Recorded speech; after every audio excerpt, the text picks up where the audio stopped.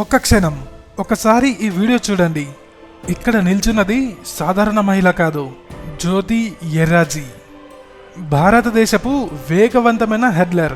2023, 2025 Asia ఛాంపియన్షిప్లలో వరుసగా gold medals సాధించిన flash women.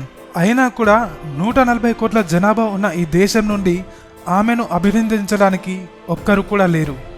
ఆమె పరుగు చప్పట్లు ఈలల మధ్య కాదు, నిశ్శబ్దాన్ని చీల్చుకుంటూ దూసుకెళ్తుంది. తండ్రి ప్రైవేట్ సెక్యూరిటీ గార్డ్, తల్లి ఇళ్లలో హెల్పర్గా పనిచేస్తుంటారు. లోవర్ మిడిల్ క్లాస్ నుండి వచ్చిన ఈవిడ ఇప్పటి వరకు ఎన్నో నేషనల్ అండ్ ఏషియా రికార్డ్స్ సాధించారు.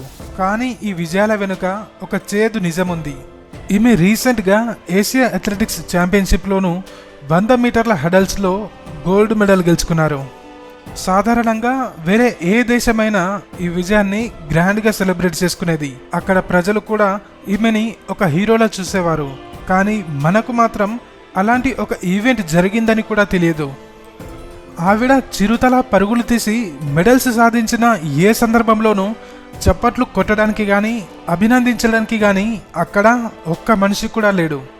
కానీ ప్రపంచ పటంలో ఎక్కడో ఒక మూల నుండి ఒక ఫుట్బాల్ ప్లేయర్ మన దగ్గరికి వస్తే 100 కోట్లతో ఏర్పాట్లు చేసి అతనితో ఒక ఫోటో కోసం 10 లక్షలు ఖర్చు పెట్టిన మనకు మనలో ఉన్న రియల్ హీరోస్ గురించి మనకు తెలియకపోవడం ఇంతకు మించిన దౌర్భాగ్యం ఉంటుందా? ఒకవైపు ఈవిడ అంతర్జాతీయ వేదికలపై గోల్డ్ మెడల్స్ సాధించి మన దేశాన్ని గర్వంగా తలెత్తుకునేలా చేసింది. మరోవైపు బిజినెస్ మ్యాన్స్ స్పాన్సర్ చేసే ప్రీమియం గేమ్స్ అండ్ గ్లామర్ ఉన్న స్పోర్ట్స్కి తప్ప మిగతా స్పోర్ట్స్కి కానీ టాలెంట్కి కానీ మన దేశంలో వాల్యూ లేదని రుజువు చేసింది. మీరు ఈ వీడియోని లైక్ చేయడం చేయకపోవడం మీ ఇష్టం.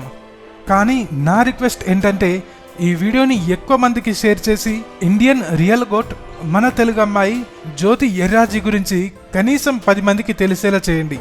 అండ్ కామెంట్స్లో జ్యోతి ఎర్రాజీ గారిని ట్యాగ్ చేస్తూ కంగ్రాట్స్ చెప్పండి.